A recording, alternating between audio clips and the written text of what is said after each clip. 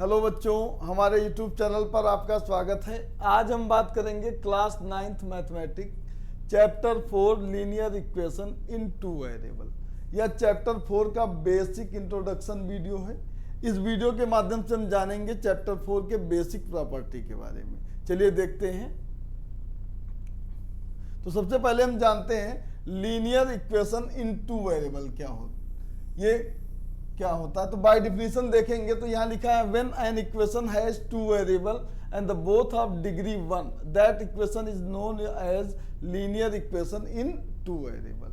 मतलब एक ऐसा इक्वेशन जिसमें वेरिएबल कितने हो, 2 हो, और हर एक वेरिएबल की जो डिग्री हो 1 हो, तो ऐसी इक्वेशन को हम बोलते हैं linear equation in two variable. For example,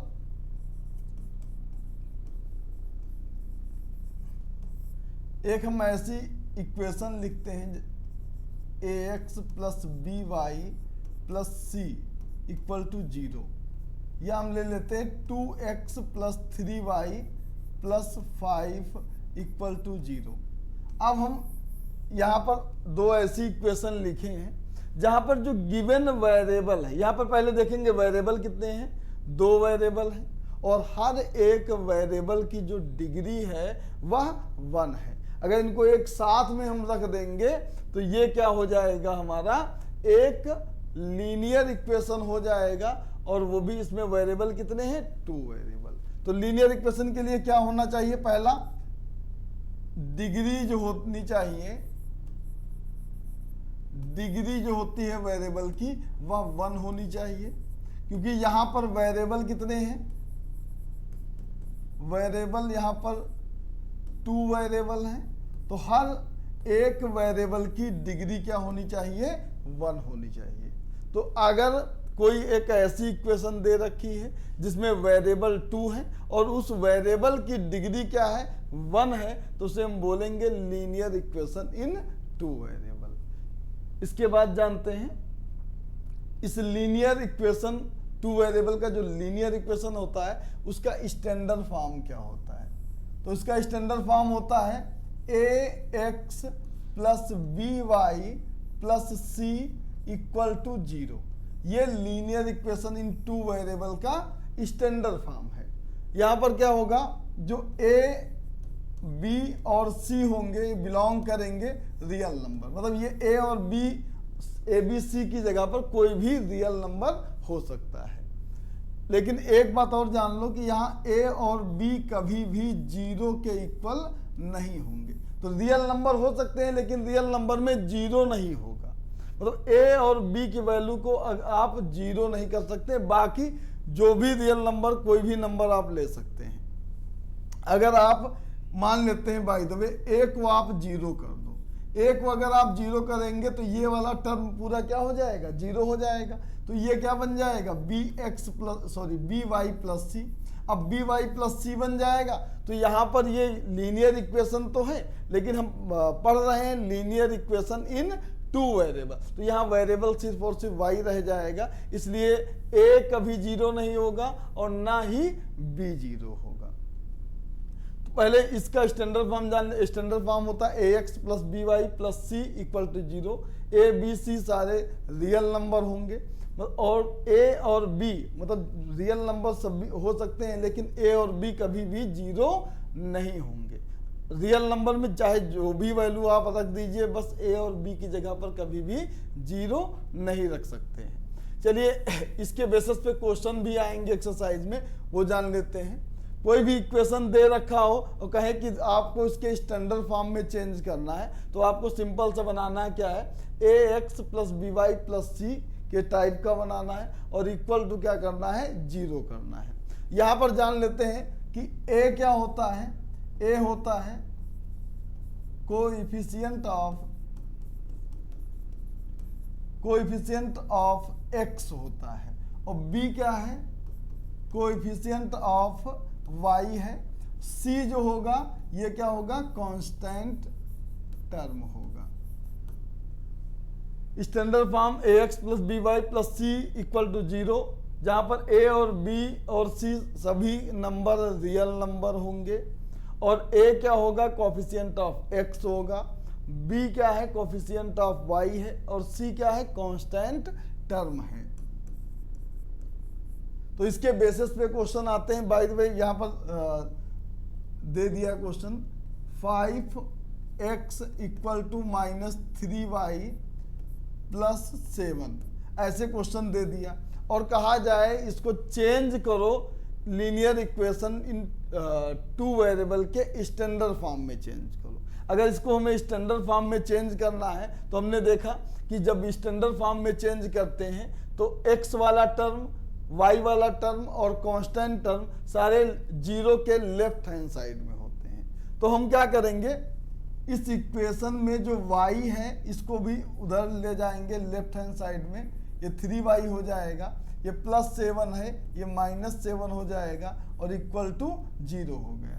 तो जो आपका लीनियर इक्वेशन 2 वेरिएबल दिया हुआ था इसका ये स्टैंडर्ड फॉर्म हो जाएगा। तो जब भी हमें स्टैंडर्ड फॉर्म में चेंज करना है तो आपको ध्यान देना है x, y और कांस्टेंट टर्म तीनों जीरो के लेफ्ट हैंड साइड में होंगे। और दूसरा एग्जांपल ले लेते हैं, जैसे दिया हो y equal to -x/2 plus 3 दिया हो। तो हम सबसे पहले क्या करेंगे, यहाँ पर एलसीएम जितने भी term zero left equal to के राइट हैंड साइड में, इनको हमें ले जाना है लेफ्ट हैंड साइड में। तो उस साइड में ले जाएंगे तो ये हो जाएगा x/2 प्लस y और ये -3 हो जाएगा और इक्वल टू 0 हो जाएगा। जब भी आपका ये फ्रैक्शन में दिया हो तो यहाँ पर आप ले लीजिए एलसीएम। तो एलसीएम ले लेंगे तो ये 2 एलसीएम आप ले लीजिए, तो ये हो जाएगा x plus 2y -6 equal to 0। तो ये हो जाएगा x प्लस 2y -6, ये 0 और 2 का मल्टीप्लाई हो जाएगा तो ये हो जाएगा 0। तो x plus 2y -6 equal to हो जाएगा 0।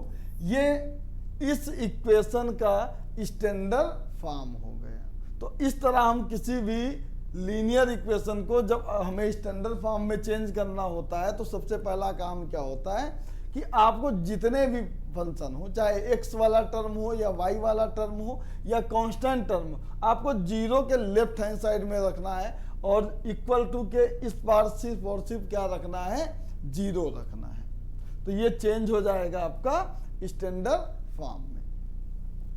इसके बाद देखते हैं, अब बात करेंगे अगली कि सलूशन अगर निकालना हो लीनियर इक्वेशन का, अगर हमें सलूशन निकालना हो तो अगर 1 वेरिएबल है या 2 वेरिएबल है। 1 वेरिएबल होंगे तब कैसे निकालेंगे, और जब 2 वेरिएबल होंगे तब कैसे निकालेंगे। तो लिखा है linear equation 1 variable has unique solution. अगर किसी भी लीनियर इक्वेशन में सिर्फ और सिर्फ 1 वेरिएबल हो, एक वेरिएबल होगा, तो उसका सलूशन क्या होगा, यूनिक होगा। यूनिक का मतलब क्या होगा, जो लीनियर इक्वेशन होगा उसमें जो भी वेरिएबल होगा उसका सिर्फ और सिर्फ एक वैल्यू निकाला जा सकता है। जैसे ये आपका दिया हो x प्लस 2 इक्वल टू 0, ये भी आपका एक क्या है, एक लीनियर इक्वेशन है। लेकिन ये लीनियर इक्वेशन एक ऐसा लीनियर इक्वेशन है जिसमें जो गिवन वेरिएबल है वो सिर्फ और सिर्फ 1 है। 1 वेरिएबल है, डिग्री 1 है, तो ये लीनियर इक्वेशन है। ये 1 वेरिएबल वाला लीनियर इक्वेशन है। इसकी हम वैल्यू जब निकालेंगे तो x की वैल्यू आ जाएगी -2, +2 है, इस साइड में आके क्या हो जाएगी, -2।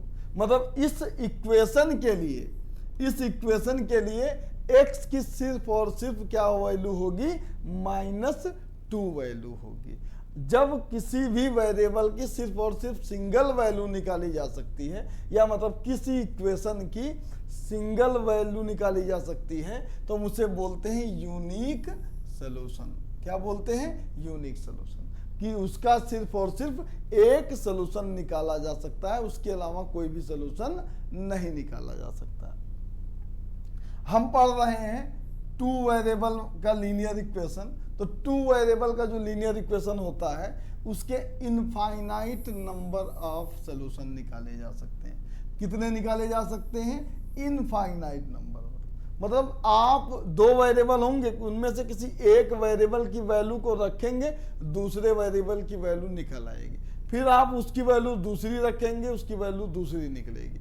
मतलब जैसे आपका इक्वेशन दे रखा हो x plus y equal to 6 दे रखा हो, तो ये एक ऐसा इक्वेशन है जिसमें वेरिएबल कितने हैं? 2 वेरिएबल हैं। ये लीनियर इक्वेशन है, लेकिन ये 2 वेरिएबल का लीनियर इक्वेशन है। तो इस लीनियर इक्वेशन के कितने सोल्यूशन होंगे? इनफाइनाइट नंबर ऑफ सोल्यूशन होंगे। तो इसको निकालते कैसे हैं? जब भी कोई लीनियर इक्वेशन दिया हो तो इसमें हम क्या करते हैं, चाहे x को हम y के टर्म में लिख लें या y को x के टर्म में लिख लें। तो हम यहाँ पर क्या लिखते हैं, इस x को y के टर्म में लिखेंगे तो ये हो जाएगा 6 माइनस वाई। पहला काम क्या करेंगे आप, जब भी वैल्यू निकालना हो, गिवन इक्वेशन में किसी एक वेरिएबल को दूसरे वेरिएबल के फॉर्म में लिख लेंगे।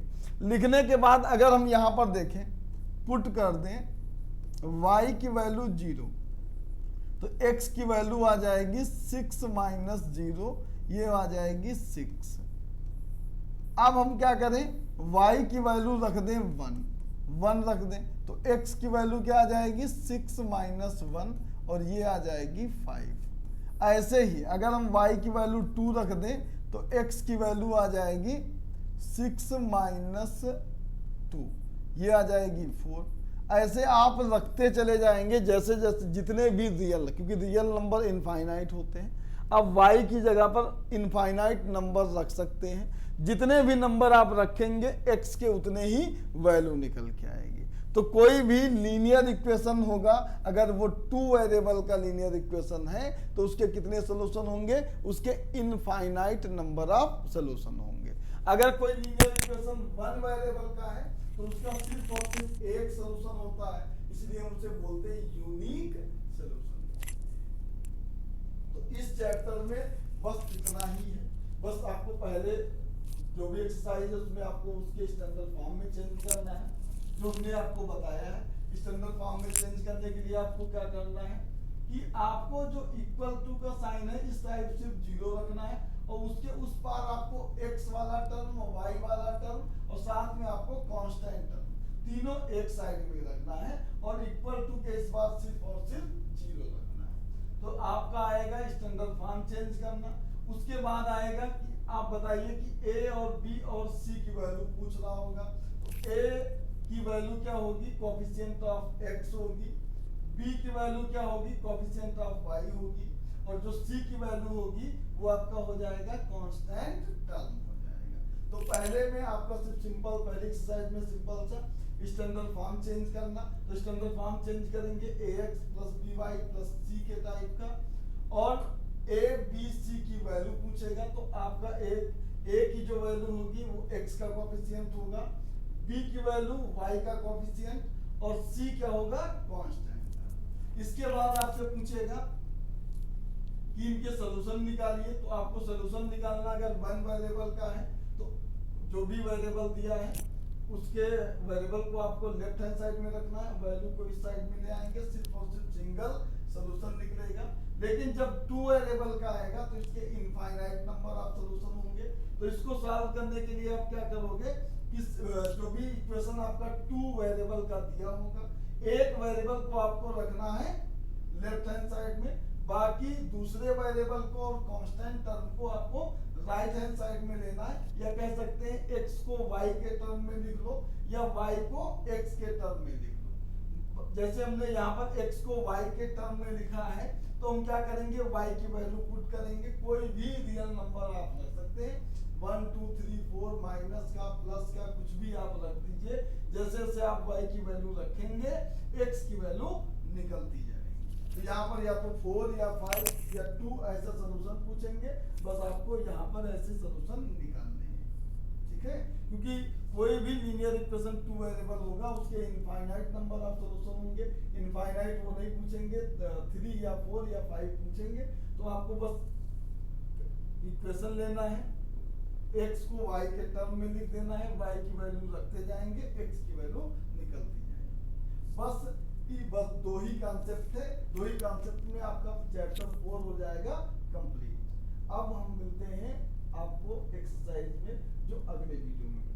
तब तक के लिए थैंक यू।